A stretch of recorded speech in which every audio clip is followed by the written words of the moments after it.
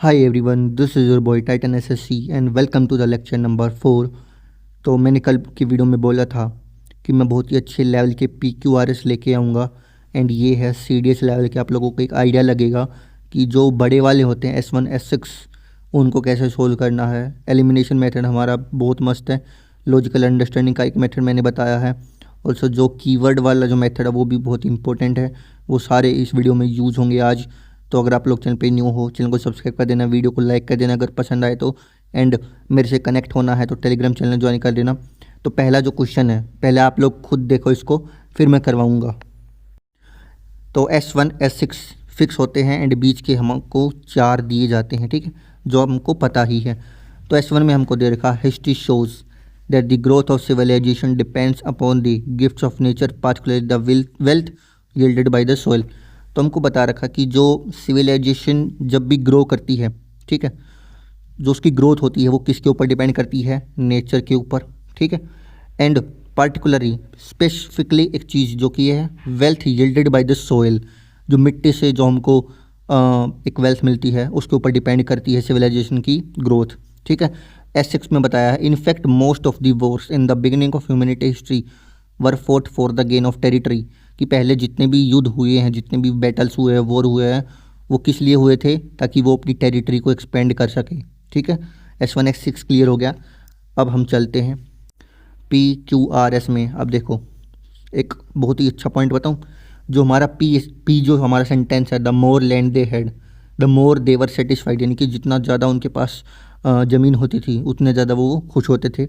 लेकिन अगर हम देखें तो जो यहाँ पे बता रखा है civilisation depends upon the gift of nature particularly the wealth yielded by the soil, ठीक है। तो पी में हमको जो ये होता है ना, द मोर ये एक फ्रेज होता है, फिक्स फ्रेज होता है बिल्कुल, जो दोनों साथ में आते हैं। अगर यहाँ पे द मोर द लैंड आएगा, यहाँ पे भी द मोर देवर ऐसे आता है। आप लोगों को पता है, नहीं पता है तो अब पता लग जाएगा, ठीक है। इसके पहले कुछ आएगा, ये स्टार्टिंग स्टेटमेंट नहीं हो सकता है इसमें। स्टार्टिंग स्टेटमेंट तो ये हो गया, बट ये यहाँ पे नहीं आ सकता स्टार्टिंग में S1 के बाद। क्यों? क्योंकि इसके पहले कुछ लैंड का जिक्र हुआ होगा तभी। लेकिन देखो यार कि ऐसे नहीं कहते कि भाई तेरे पास इतना होगा तो तू उतना करेगा। तो उसके पहले कुछ कंडीशंस बोली जाती है कि ऐसे करने पे ऐसा होगा, तेरे पास ज़्यादा होगा इसलिए तो खुश होगा, इसलिए कंडीशन बोली जाती है। ये नहीं हो सकता पहले पे। हो गया हमारा एक ऑप्शन हमारा कट हो गया। CDS की है 2016 के PYQs, तो थोड़ा टाइम लगेगा सोल्व करने, बट हम अच्छे से समझेंगे। तो ये वाला हमारा ऑप्शन गया, ठीक है। अब आगे चलते, ठीक है। अब देखो S there was also a great desire among them to possess as much land as possible. तो देखो देयर वॉज ऑल्सो आया है, यानी कि इसके पहले भी कुछ ऐसा आया होगा भाई कि जो इसको कनेक्ट करे। ये नहीं हो सकता है। डिज़ायर अमंग देम, कीवर्ड को पकड़ो, देम कौन हो सकता है? कुछ पता है? नहीं पता है हमको, तो ये नहीं हो सकता स्टार्टिंग स्टेटमेंट, ठीक है। आया समझ में? कीवर्ड पकड़ना बहुत ज़रूरी होता है, तभी हम लोगों को पता चलता है कि स्टार्टिंग क्या हो सकता है। यहाँ पे जो कीवर्ड है वो देम है, एंड देम किसके लिए यूज किया गया है वो अभी हमको नहीं पता है। अब देखो आर वाला पढ़ते हैं। All ancient communities worked hard to produce food. अब देखो जो ये देम हुआ था ना यूज, वो ऑल एंसेंट कम्युनिटीज़ के लिए यूज हुआ था। तो एक आर और एस का पेयर बन गया या नहीं? क्योंकि जो ये डैम कीवर्ड है वो ऑल एंसेंट कम्युनिटीज़ के लिए यूज हुआ है, एंड आर एस हमारा एक में ही आ रहा है। किस में? सिर्फ इसमें। ये नहीं हो सकता है। बच गया क्या? ये QRSP। तो इस तरीके से हम CDS के PYQs भी सोल्व कर सकते हैं। थोड़ा सा टाइम लगता है एक्स्ट्रा, बट वहाँ भी टाइम भी बहुत ज़्यादा मिलता है। लेकिन एक अंडरस्टैंडिंग क्लियर होनी चाहिए कि भाई हम ऐसे भी कर सकते हैं। एक तो हमको एलिमिनेशन मेथड लगाया है इसमें हमने, एक हमने रिलेटिंग जो ये डैम है कीवर्ड है वैसे किया है, एंड लॉजिकल अंडरस्टैंडिंग से करके बताऊं तो देखो लॉजिकल अंडरस्टैंडिंग से भी हम लोग कर सकते हैं। तो देखो द मोर लैंड दे है the more they were satisfied, इसके पहले कुछ ना कुछ आएगा ज़रूर, ठीक है। अब क्या आएगा वो हमको पता। देखो आर के बाद एस तो नहीं आएगा, ये तो हमको पता है। आर के बाद एस आएगा, ये हमको पता है। तो यहाँ पे नहीं है, यहाँ पे नहीं है। अब लेकिन अगर हम ये वाले से करके देखें, the more land they had the more they were satisfied, ठीक है। तो इसके पहले लैंड की ही बात होएगी, इसके पहले लैंड की ही बात होएगी। और ये कहाँ पे होती है, सीधे यहाँ पे भी, यहाँ पे लैंड की बात हुई है, लेकिन भाई क्यू और आर भी पेयर बना रहे हैं। अगर आप लोग ध्यान से देखो तो the nature and the quality of land deposit were of great importance to them, मतलब जो उनके पास ज़मीन थी वो बहुत ही इंपॉर्टेंट थी। क्यों थी? क्योंकि वो बहुत काम करते थे, उनको फिर खाना मिलता था। और उसके बाद ये देखो, there was also great there, उनमें भाई भूख थी कि जितना ज़्यादा लैंड पोजेस कर सकें उतना ज़्यादा उनके लिए अच्छा है। और उसके बाद ये बताया कि the more land they had the more they were satisfied. अब बना आया समझ में? अगर नहीं बना है, समझ में नहीं आया तो पर खुद पढ़ के देखना, क्योंकि मैंने 2-3 तरीके बताए हैं, elimination, relating and logical understanding वाला, तीनों तरीके मैंने बताए हैं। इसके बाद समझ में आया तो खुद पढ़ के देखना एंड फिर बनेगा पक्कम पक्का, ठीक है। सेकंड क्वेश्चन पे आते हैं, S1 पढ़ते हैं। There were shouts as I ran, अभी तक ज़्यादा इंट्रोडक्शन हुआ नहीं है, ठीक है। S6 पढ़ते हैं। Staying submerged was only too easy with so much clothing and my army boots, ठीक है। तो समझ जो होता है ना, ये पानी के रिलेटेड होता है। जहाँ पे समझ देखे तो समझ लो कि पानी के रिलेटेड ही कोई चीज़ होगी, ठीक है। अब PQRS हमको दे रखा है, ठीक है। ये जो 4 दे रखे इनमें से हमको बताना है। तो पहले Q से देखते हैं। I tripped at the edge and went in with this place, किसके एज पे वो हमको नहीं बता रखा है। क्यू नहीं हो सकता है, क्योंकि भाई कोई एज होगा तो किसी चीज़ का बताएगा ना, कि edge of cube, edge of cuboid, कुछ भी, तो वो हमको नहीं बता रहा, इसलिए ये नहीं हो सकता है। पी देखते हैं। The water was IC but I stayed until I thought my lungs would burst, ठीक है। अब देखो, हो सकता है बट एक रीज़न की वजह से नहीं हो सकता। क्यों? कि पानी के इंट्रोडक्शन तो दे दिया भाई कि पानी ठंडा था, ठीक है। बट आई स्टेड अंटिल, भाई तू रुका क्यों वहाँ पे, क्यों रुका यार, कोई रीज़न तो दे, तो ये नहीं हो सकता है। अब देखो ये और ये 2 बच गए हमारे पास, ठीक है। इन दोनों में से बताता हूँ कौन सा होगा।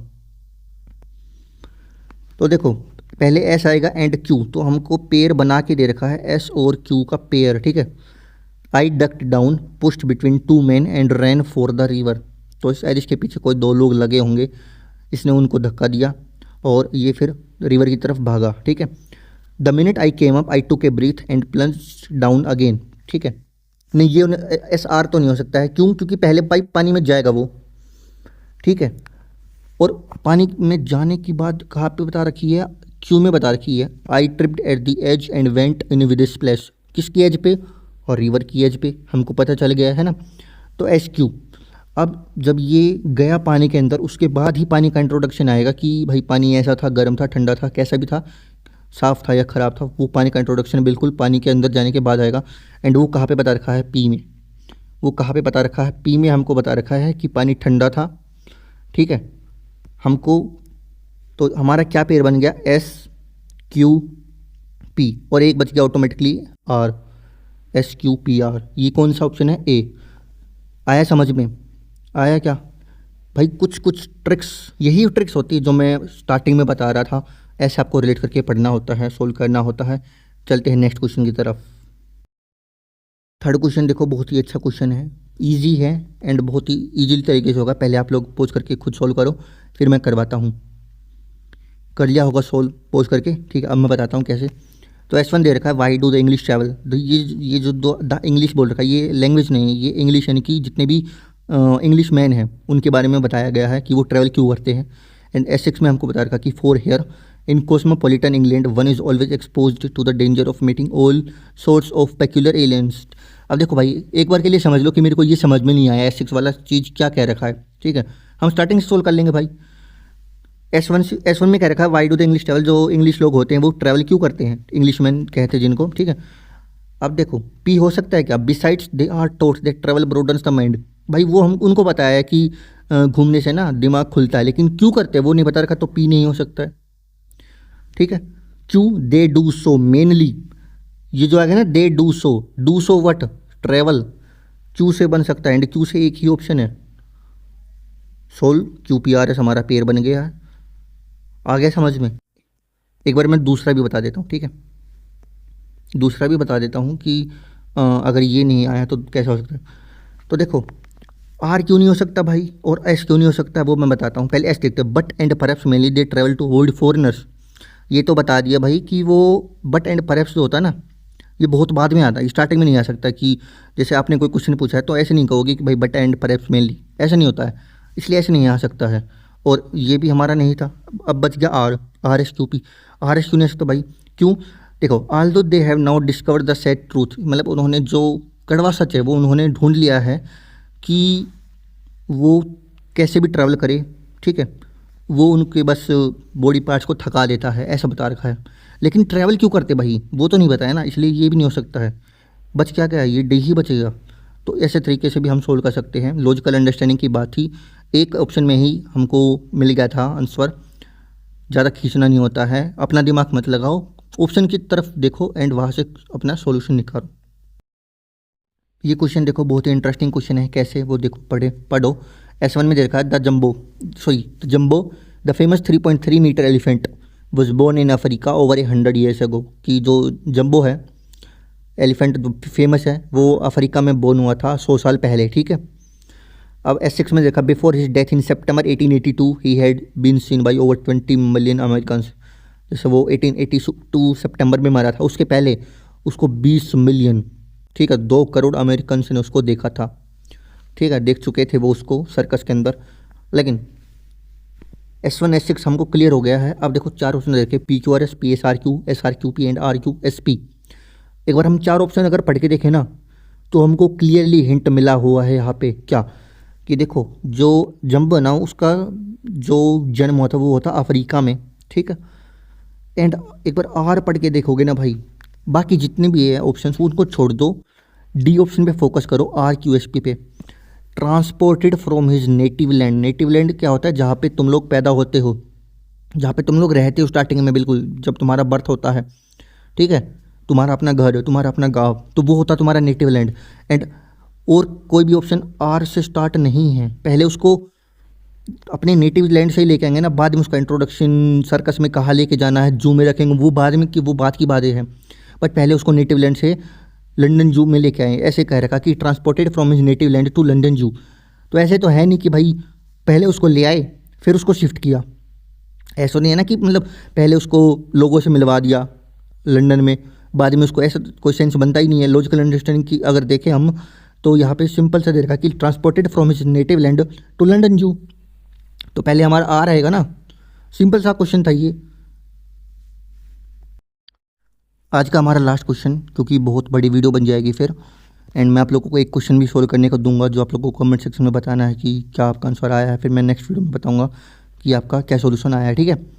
तो देखो ये हमको दे दिया S1 एंड S6। S1 में हमको बता रहा है कि जो ब्यूरोक्रेट हैं, सोशल वर्कर हैं, जो लोग हैं वो दोनों एक दूसरे से बहुत अलग है, किस किस में डिफरेंट ओरिएंटेशन उनका, एंड जो फंक्शनिंग का स्टाइल है वो भी बहुत अलग है दोनों का, ठीक है। अब एक बार लॉजिकल अंडरस्टैंडिंग से ही हो जाएगा क्वेश्चन, कैसे, पी वाला स्टेटमेंट देख रहे हैं एक बार कि द अदर कौन है भाई, पहले एक के बारे में जिक्र होगा फिर द अदर यूज़ करेंगे ना, तो पी स्टार्टिंग स्टेटमेंट नहीं हो सकता, इसको कट कर दो। ही कौन है हमको नहीं पता है, इन दोनों में से ही होगा, bureaucrat and social worker he, but किसके बारे में पहले ही बताया वो नहीं पता है, तो क्यों हमारा स्टार्टिंग स्टेटमेंट नहीं हो सकता है। एस देखो एक बार, driven by an urge to help others he is impatient, he कौन है यहाँ पे भी नहीं पता है, क्या बच गया, RQPS ख़त्म।